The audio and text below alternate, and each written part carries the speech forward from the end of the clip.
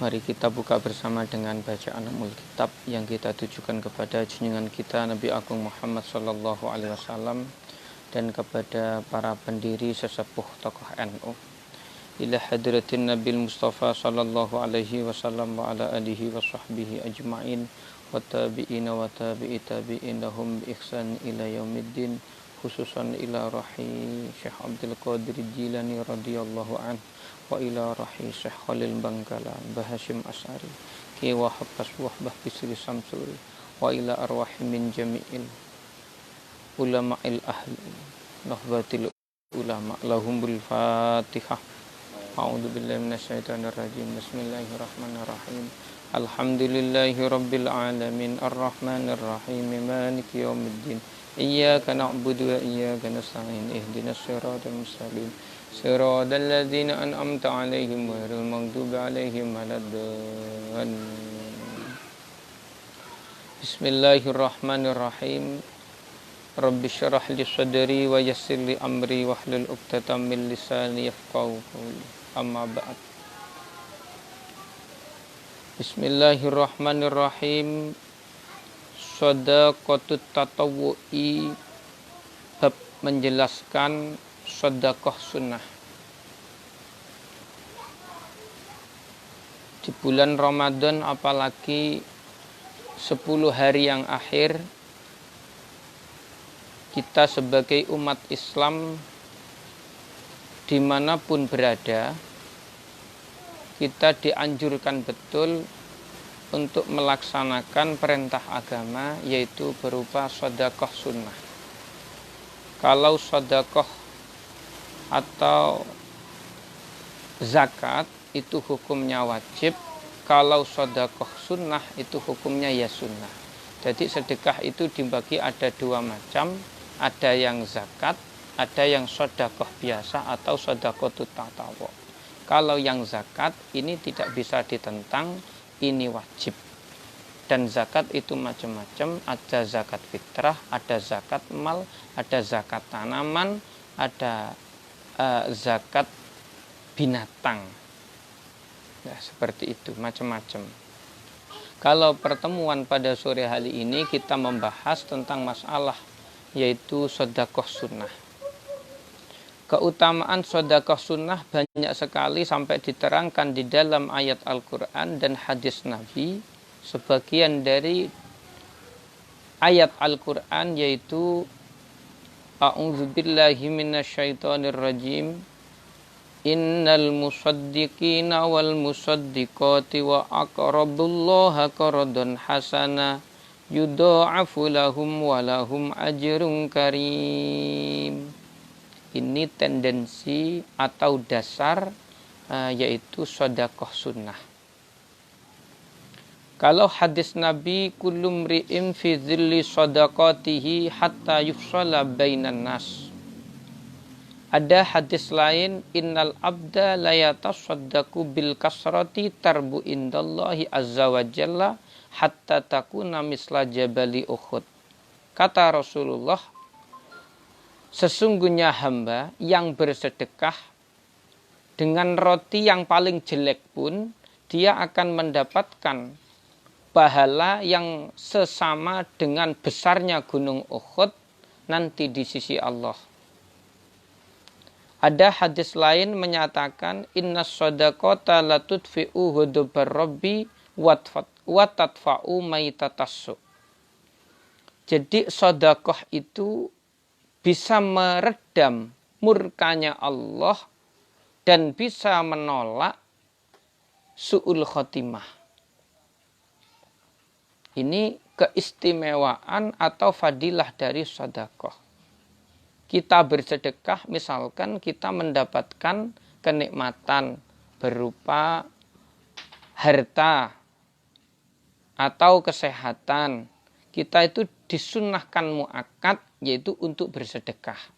Karena bersedekah itu bisa meredam murkanya Allah yang akan ditimpakan, diberikan kepada kita. Dan murkanya Allah itu penyebabnya biasanya maksiat. Kita manusia biasa itu berbuat maksiat itu nggak ada habisnya, setiap hari taubat melakukan lagi, taubat melakukan lagi. Kalau tidak kita imbangi dengan bersedekah, maka jangan salahkan kalau suatu saat, suatu waktu kadang kita itu diberi bala atau diberi musibah oleh Allah. Nggak ada lagi penolaknya kecuali kita mengeluarkan sedekah. Dan bersedekah itu hukumnya ada 4 macam. Yang pertama yaitu adalah wajib. Contohnya yang wajib, it'amut ta'ami lil mutirri bisarti kaunihi fadilan an hajatihi. Yang pertama kita mengasihkan makanan kepada orang yang kekurangan. Dengan catatan, dengan syarat, apa yang kita kasihkan sudah lebih dari kebutuhan kita. Misalkan di situ ada orang kelaparan, kalau tidak makan akan mati. Di situ ada orang kehausan, kalau nggak minum akan mati. Kita punya makanan, kita punya minuman. Tapi di sisi lain kita punya istri, punya anak. Punya ibu yang wajib kita nafkahi. Misalkan bertaarud seperti ini, bertentangan seperti ini. Mana yang kita dahulukan?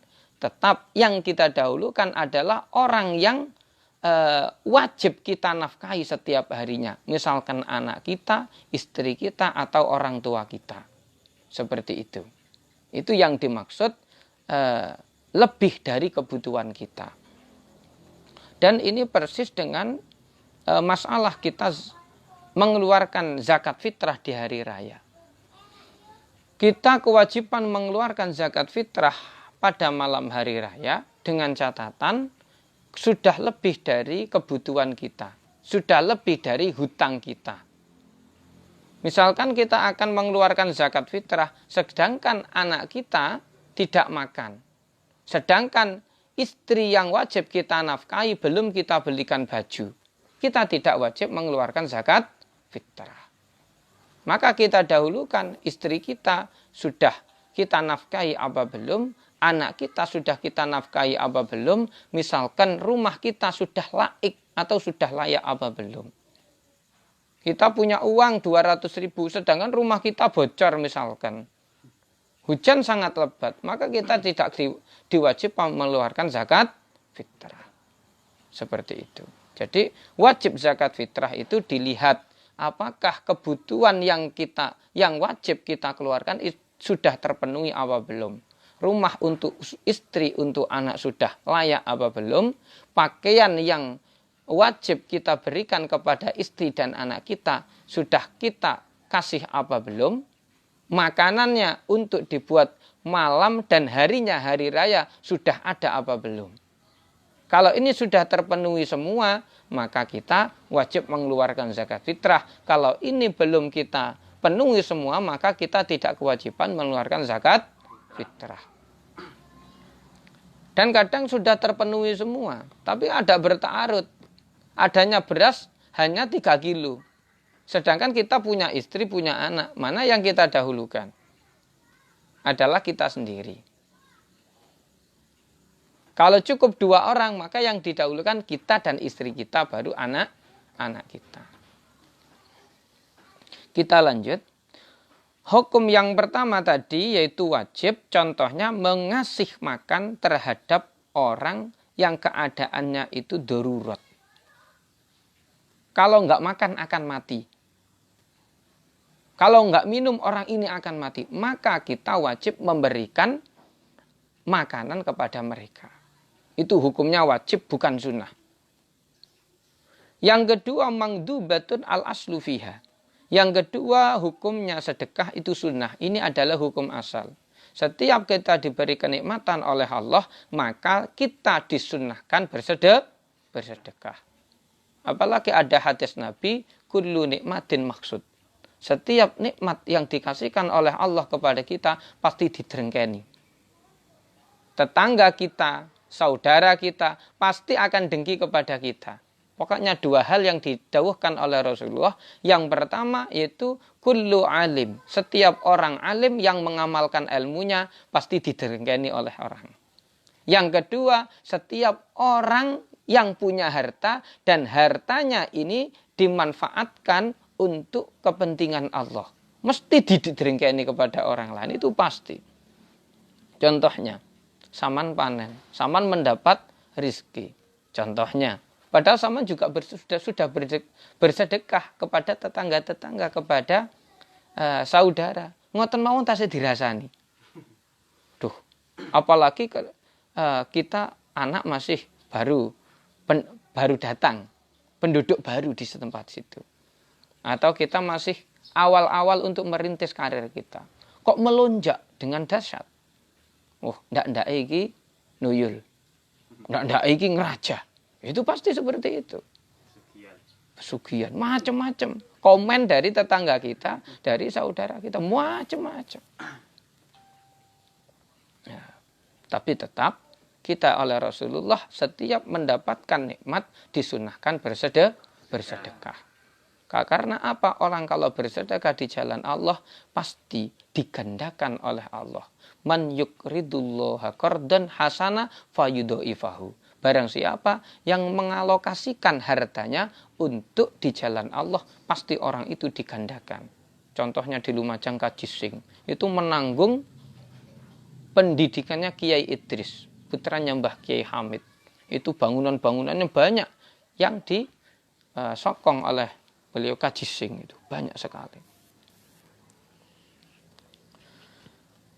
Yang ketiga, makruhatun, yaitu hukumnya makruh. Bersedekah malah hukumnya makruh. Idza kana at-tasadduqu biradi. Ketika kita bersedekah dengan menggunakan barang yang jelek. Maaf, ini penyakit bagi kita. Kalau yang baik buat kita sendiri, kalau yang jelek untuk orang lain. Ini sudah menjamur di kalangan kita. Padahal di dalam Al-Qur'an ditegaskan, lan tanadul birra hatta tunfiquna ma tuhibbun. Kita tidak akan mendapatkan kebaikan sehingga kita menafkahkan perkara yang baik yang kita cintai. Jadi oleh syariat Islam kita ditegaskan kalau bersedekah itu dengan barang yang baik, barang yang kita senangi. Misalkan kita zakat fitrah, kita membeli beras itu beras yang baik. Maaf, jangan beras raskin kita kasihkan. Beras yang baik kita masak sendiri, yang jelek kita kasihkan kepada orang lain. Kalau kita sudah nggak mau malah dikasihkan kepada orang lain, kasihan mereka. Jadi kita disunahkan betul kalau kita bersedekah dengan barang yang baik. Ada salah satu hikayah. Mbah Ki Abdul Karim Lirboyo, pendiri Lirboyo. Itu bisa memulia itu sebab apa? Sebab loman atau dermawan ibunya, Bunyai Salamah. Bunyai Salamah itu pekerjaannya dagang. Pernah suatu saat Bunyai itu mendapatkan laba. Dagang di pasar, jualan di pasar mendapatkan laba. Labanya dikumpulkan. Dikumpulkan, akhirnya banyak membeli jarik. Jarik itu sewek, istilah orang Jawa itu sewek. Dulu punya sewek itu sudah istimewa. Karena apa? Di zaman itu setelah Belanda kemudian Jepang, orang itu pakaiannya itu napa? Karung, gelangsi sing akeh napa? Tumone. Akeh tinggine, akeh tumone. Jadi di waktu itu orang punya pakaian seperti jarik atau istilahnya tadi orang kuno itu sewek, itu sudah istimewa. Akhirnya sudah lama beliau menginginkan beli sewek. Akhirnya keturutan beli sewek, beli jarik. Kemudian dipakai 1 kali, 2 kali, disimpan lagi di lemari. Pas maaf, di waktu itu beliau Bunyai Salamah itu punya tetangga melahirkan tetangganya itu tadi. Setiap harinya itu menangis. Akhirnya terdengar oleh Bunyai itu tadi. Pas di waktu itu anaknya masih kecil-kecil. Kemudian dilihat oleh Bunyai. Dilihat tetangganya, mengapa anaknya kok nangis? pas dilihat di situ anaknya kedinginan. Karena nggak ada pakaian atau kain yang dibuat bungkus anak. Gendong anak itu nggak punya ibu ini tadi. Karena tetangganya ini punya satu baju, satu jarik. Kalau dipakai untuk dirinya, anaknya kedinginan. Kalau dibuat anaknya, ibu ini tadi tidak berpakaian. Nggak ada yang dibuat menutup aurat. Akhirnya anaknya nangis karena nggak ada pakaian yang dibuat gendong anak itu tadi. Akhirnya Bunyai itu datang ke sana. Mengapa anak sampean kok nangis? Ditanyai oleh Bunyai. Ini enggak ada kain atau pakaian yang dibuat untuk membajui anak saya atau gendong anak saya. Saya hanya punya satu, kalau saya pakai anak saya enggak kemulan, tapi kalau dibuat anak saya enggak bajuan. Akhirnya dengan ketulusan hati Bunyai, ibunya Bunyai Karim niku, Bunyai Mbah Manap Lirboyo itu. Sewek yang paling disenangi itu tadi, yang diletakkan di almari itu diambil oleh Bunyai. Sing diemimit beli ngumpulaken arta berapa bulan itu dikasihkan sewek niku. Niki sampean damel pun. Kata Ibu Nyai dengan bahasa Jawa seperti niki jenengan damel. Yang satu yang sudah lama dibuat anak sampean, yang ini sampean pakai. Akhirnya ibu yang hatinya bunga, yang hatinya senang, sudah beberapa hari ini, nopo istilah orang Jawa, nolongso. Ini berdoa kepada Allah. Bu, sampean menyenangkan anak saya. Hati saya sekarang senang karena punya pakaian lagi, punya sewek atau jarik lagi. Saya berdoa sama Allah. Mudah-mudahan anak sampeyan dimudahkan, disenangkan oleh Allah, diberi derajat yang tinggi. Karena apa? Sampeyan menyenangkan hati saya lewat anak saya. Lah inilah namanya barokah. Kita bersedekah dengan barang yang baik. Di sini salah satu contohnya. Akhirnya betul, putranya Bunyai Salamah salah satunya, yaitu pendiri Pondok Lirboyo yang sekarang santrinya puluhan ribu itu. Itu barokah apa? Barokah ibunya bersedekah kepada orang fakir miskin. Apalagi pada 10 hari Ramadan yang akhir, kita dianjurkan betul oleh Rasulullah. Pernah ada menantu Rasulullah, yaitu Sayyidina Ali karramallahu wajhah. Ini tidak pernah menfatwakan, memauidhahkan ilmu kalau belum mengamalkan. Jadi tidak syukur omong, wis pokoknya roh diomongno tapi awake ndak nglakoni, enggak mau Sayyidina Ali, menantu Rasulullah ini. Pernah suatu saat pas seperti ini, pas mau hari raya. Ini dianjurkan oleh Rasulullah. Kita ini sebagai orang Islam disunnahkan untuk bersedekah. Akhirnya sepakat dengan istrinya, yaitu Dewi Fatimah Az-Zahra. Di situ punya beberapa makanan pokok, seperti gandum dan seperti kurma. Kalau di Mekah itu, di Madinah bareng itu kan kurma makanannya. Akhirnya betul oleh istrinya beberapa makanan pokoknya dipun wadahi beto karung sak. Suaminya Sayyidina Ali disuruh keliling mengasihkan kepada fakir miskin. Akhirnya betul dibawa oleh Sayyidina Ali. Di situ ketahuan para sahabat-sahabat kalau Sayyidina Ali membagikan hartanya. Orang yatim oleh Sayyidina Ali dikasih.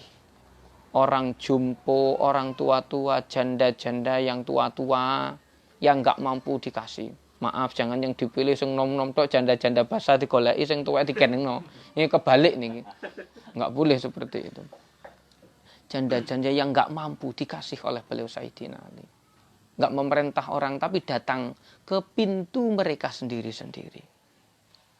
Dan seperti ini dilakukan oleh salah satu cucu Nabi. Siapa? Yaitu sekarang masih ada, yaitu Habib Lutfi bin Ali bin Yahya Pekalongan. Kalau malam Ramadan sampai 70 ton beras yang dikeluarkan oleh beliau. Nggak nanggung-nanggung. 70 ton beras. Keliling beliau. Beto truk, beto pusu. Dikelilingkan kepada orang fakir miskin, ke anak-anak yatim dikasihkan oleh beliau. Tapi balasannya oleh Allah digandakan. Sampai pangkatnya diberi kedudukan dunia dan akhirat. Beliau diangkat menjadi penasehat presiden. Beliau diangkat menjadi tokoh ketua ulama sedunia. Betul nanggung-nanggung Gusti Allah lah balas. Dimuliakan dunia akhirat. Ini. Dan kemudian Sayyidina Ali mengasihkan itu sampai habis. Kemudian pulang. Setelah pulang, Masya Allah. Yang dibuat keluarganya, dirinya sendiri di malam hari raya. Itu ada roti yang sudah agak-agak mambu. Yang dimakan sendiri seperti itu. Tapi yang dikasihkan kepada orang lain, makanan-makanan yang enak-enak. Tapi seperti itu, beliau tetap keluarganya sakinah mawaddah warahmah, sama istrinya Dewi Fatimah Az-Zahra, sama putranya Sayyid Hasan wal Husain. Ya wis seperti malam hari raya, wis nikmat banget, senang banget. Kemudian pagi sholat hari raya. Setelah sholat hari raya, ada 2 sahabat yang pulang dari masjid, yaitu sahabat Abu Aswad Ad-Du'ali sama Ibnu Rif'ah. Mertamu silaturahim kepada Sayyidina Ali. Assalamualaikum, waalaikumsalam.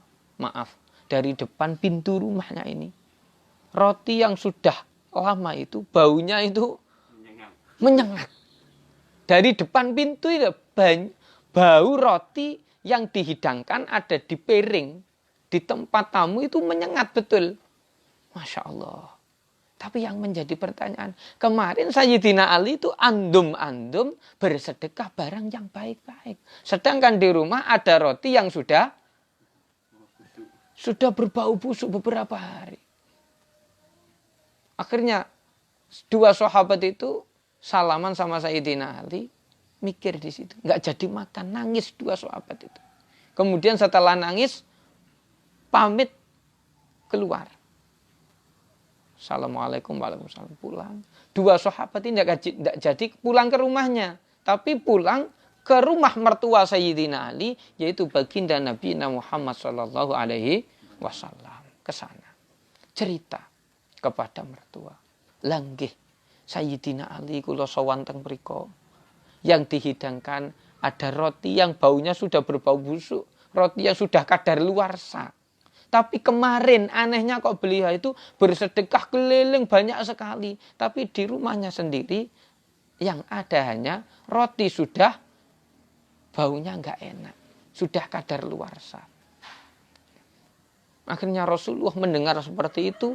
Rasulullah menangis. Rasulullah ingat yang ada di rumah Rasulullah ada beberapa persiapan makanan yang masih ada. Seperti kurma yang masih layak dimakan. Akhirnya oleh Rasulullah diwadahi kotak. Dibawa oleh Rasulullah. Dengan 2 sahabat tadi pergi ke rumah beliau Sayyidina Ali. Sama. Setelah Assalamualaikum, Rasulullah nggak jadi masuk ke rumah Sayyidina Ali. Karena apa? Di situ berbau roti yang ambunya nggak enak itu tadi. Nggak jadi masuk Rasulullah. Rasulullah meneteskan air mata di depan pintunya Sayyidina Ali radhiyallahu anhu. Masya Allah. Anak saya sendiri. Coba kita bayangkan. Orang yang paling mulia. Al-akhirin. Pemimpin dunia. Yang membawa kita, yang menyelamatkan kita. Di dunia sampai nanti kalau di akhirat. Menantunya seperti ini.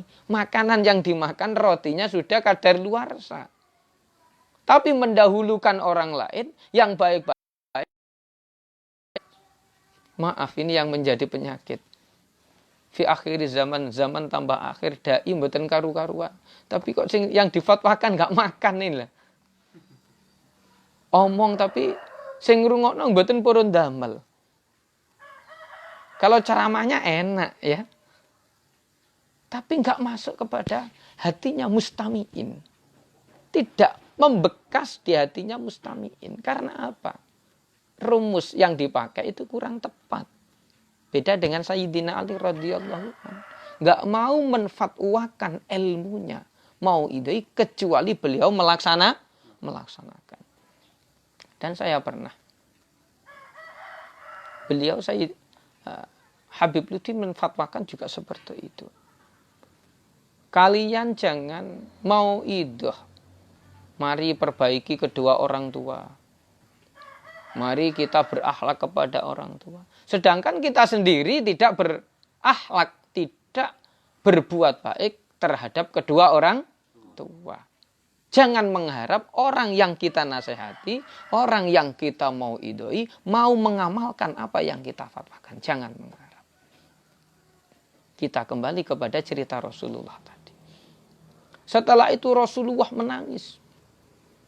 Setelah menangis, Dewi Fatimah dari dalam rumah tahu bahwa di depan rumahnya ada Rasulullah. Setelah itu Rasulullah buka pintu lalu minaraaken niku napa bahasane? Mempersilahkan abahnya yaitu Sayyidina Muhammad sallallahu alaihi wasallam untuk masuk ke dalam rumah. Rasulullah nangis. Mboten saged mlebet dhateng ngriyane Dewi Fatimah. Di tengah-tengah nangis Rasulullah berdoa sama Allah. Allahumma ishhad. Allahumma ishhad. Allahumma ishhad. Udkhulul jannah. Udkhulul jannah. Udkhulul jannah. Ya Allah, saksikan anakku, menantuku, cucu-cucuku. Ini adalah penduduk surga. Inilah penduduk surga. Ini penduduk surga. Itu Rasulullah. Baru Rasulullah mau masuk ke dalam rumah.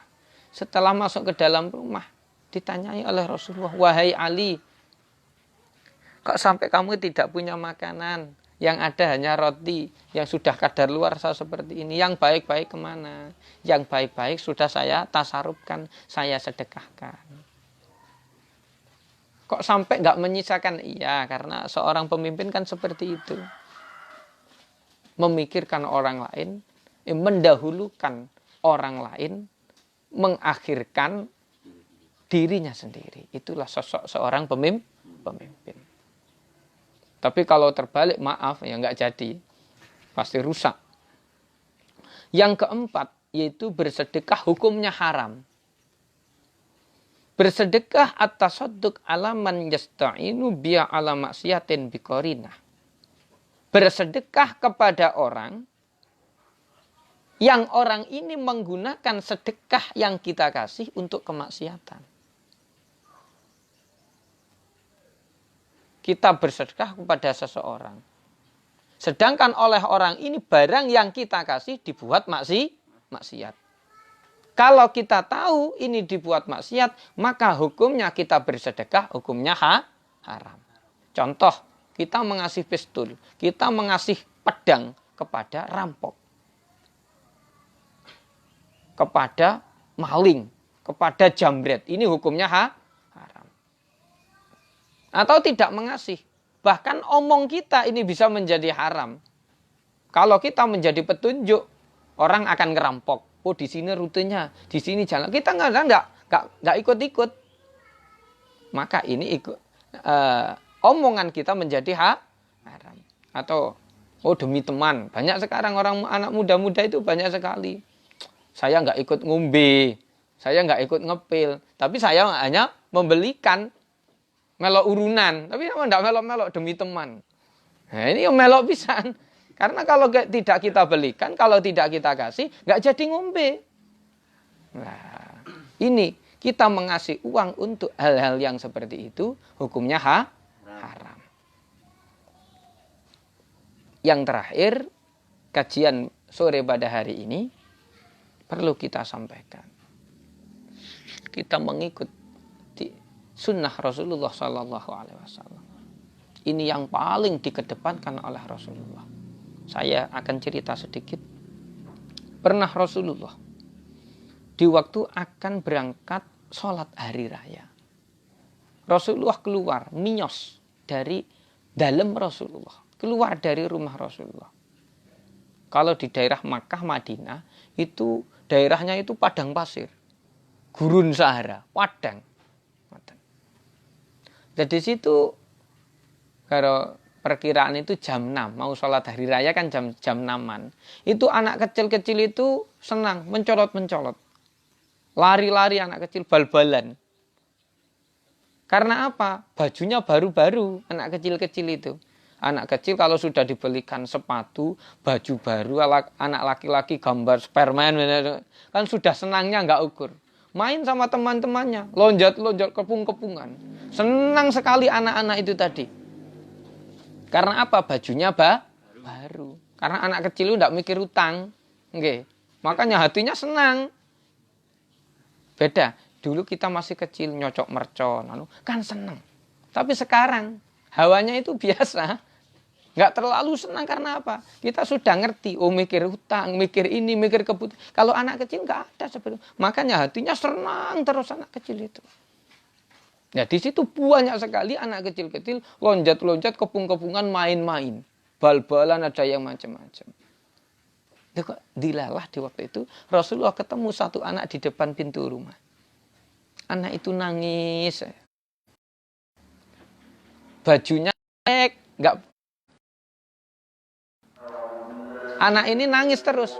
Akhirnya dihampiri oleh Rasulullah. Nak, kamu mengapa nggak main-main sama teman-temanmu? Kata Rasulullah. Anak ini nggak tahu kalau yang menanyai Rasulullah. Paman, maaf. Saya malu sama teman-teman. Baju saya jelek. Saya bagaimana ya? Gengsi. Kalau anak kecil nggak malu, izin. Saya malu sama teman-teman nanti diomongi macam-macam karena baju saya jelek. Anak ini kumuh, belum mandi. Loh, baju kamu yang baru kemana? Saya nggak punya. Nggak punya, paman. Nggak tahu anak ini kalau di sampingnya ini yang menanya adalah Rasulullah. Lah bapakmu kemana? Ditanyai oleh Rasulullah. Kok nggak dibelikan baju baru oleh bapakmu padahal ini hari raya? Kemudian anak ini menjawab, bapak saya terbunuh di waktu ikut perang sama Rasulullah.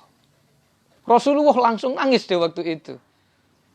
Bapak saya terbunuh di waktu perang sama Rasulullah. Jadi saya sekarang yatim. Ibu kamu kemana? Ibu saya menikah lagi. Saya tidak diurus oleh ibu saya. Bahkan saya diusir dari rumah. Harta peninggalan bapak saya, ayah saya, sekarang digunakan oleh mereka. Saya dikeluar, ditundung, diusir dari rumah. Hidup saya sekarang sudah sebatang kara. Rasulullah langsung nangis. Anak ini oleh Rasulullah langsung dipegang oleh Rasulullah. Hei Le, kamu mau punya bapak Muhammad? Mau, kata anak ini tadi. Kamu mau punya paman Sayyidina Ali? Mau. Kamu mau punya saudara perempuan Fatimah Az-Zahra? Mau. Mau punya saudara Hasan wal Husain? Mau. Ayo ikut saya ke rumah. Langsung anak ini dipanggul, digendong oleh Rasulullah, dibawa pulang. Setelah dibawa pulang oleh Rasulullah, anak ini dimandikan. Setelah dimandikan, diberi baju yang baru, kemudian diminyak wangi juga dikasih makan. Coba sekarang kamu senang apa belum? Alhamdulillah saya senang karena sudah merasa punya bapak, punya saudara. Wis bilang sama teman-temanmu sana, kalau kamu sekarang sudah punya bapak baru, punya saudara, punya paman, punya teman. Wis bilang sama teman-temanmu sana. Akhirnya anak ini senang betul.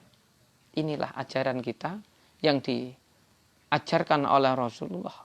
Kita sebagai aghnia, orang-orang yang kaya, orang-orang yang berlebih hartanya. Mari kita mereka anak-anak yatim, apalagi 10 hari Ramadan yang terakhir seperti ini menjelang hari raya seperti ini. Maaf, jangan kita sampai berlebihan. Beli baju 5 sampean, anak kita berapa yang berlebihan, sedangkan tetangga kita, saudara kita yang yatim, yang fakir miskin dibuat herokan mereka. Maaf, kita jangan sampai seperti ini. Ikutlah ajaran Rasulullah.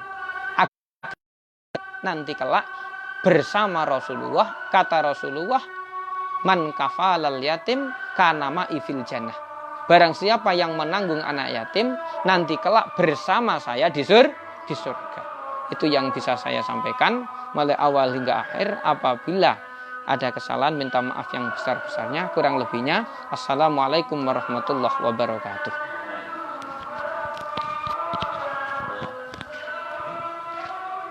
Mari kita doa bersama. Allahumma salli wa sallim wa barik ala sayyidina Muhammad salatan tunjina biha min jamil ahwali wal afat wa taqdilana biha jami'al hajat wa tutahhiruna biha min jami'is sayyiat wa tarfa'una biha indaka 'alad darajat wa tuballighuna bi aqsal huyat min jami'il khairati fil hayati wa ba'dal mamat. Allahumma innaka afuwun karim tuhibbul afwa fa'fu anna. Allahumma innaka afuwun karim tuhibbul afwa fa'fu anna. Allahumma innaka afuwun karim tuhibbul afwa fa'fu anna. Allahumma minna min salatina wa siyamina wa zakatina wa sadaqatina wa jam'i lina rabbana hasanah wa fil akhirati hasanah wa qina adzabannar. Subhana rabbika rabbil izzati amma yasifun wa salamun alal mursalin walhamdulillahi rabbil alamin. Al-Fatihah.